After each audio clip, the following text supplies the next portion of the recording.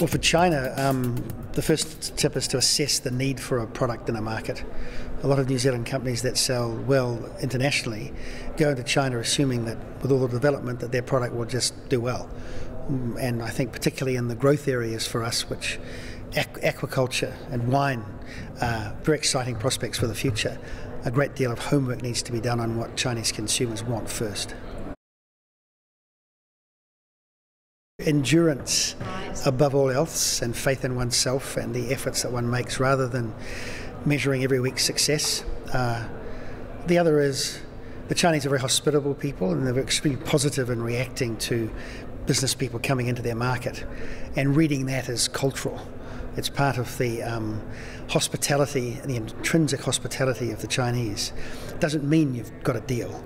And I think probably New Zealanders need to penetrate a lot more deeply than they do. And that sort of can be a bit of a mask for a while. So many people come back very enthusiastic that they've achieved something great in China when they've struck Chinese hospitality.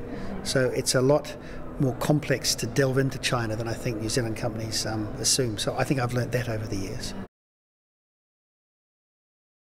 I think to go to China not just to visit potential business partners, and certainly not just to look at the bright, shiny coastal cities. I mean, Shanghai and Beijing are some of them, in part, some of the most modern cities in the world. But China has the national GDP of Angola. It's still largely a developing country. And the hinterland and the west are extraordinarily backward and poor. Go and see all that as well, and try to just take an almost ad hoc look at the country. Take 3 or 4 days extra and look around and try and get a real sense of the place. I think our greatest opportunity is our innovation and our technology. Our commodity business, which is wool and wood and whole milk powder, there's not much capacity that we can bring on stream in, say, the next 3 to 4 years to make a difference. We're pretty stretched as it is.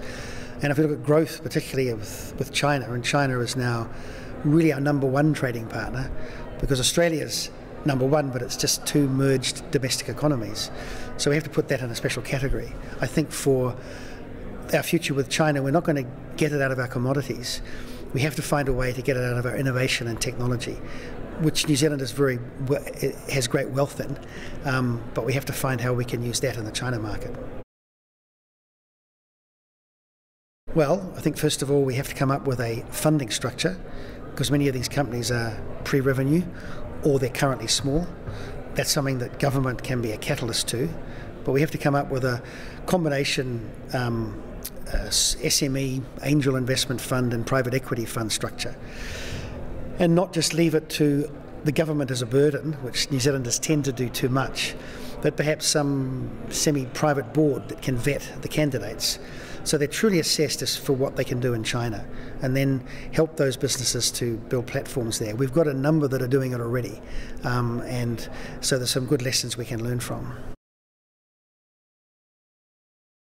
Mahon China Investment Management Limited is an investment bank. It has operated largely based in Beijing for the last 25 years. It remains a New Zealand registered company. I am a shareholder in the company, but I share the business with my 12 other business partners, most of whom are mainland Chinese, and we've had different waves of growth since the middle 80s when we first started it in China. We've had private equity funds under management. We've advised New Zealand companies. Clients have included Zespri, Fonterra. Currently, we're largely involved in M&A work of foreign companies going into China and acquiring assets to take a position in the market. And also, we have an extensive boardroom advisory practice, and that includes a number of New Zealand companies.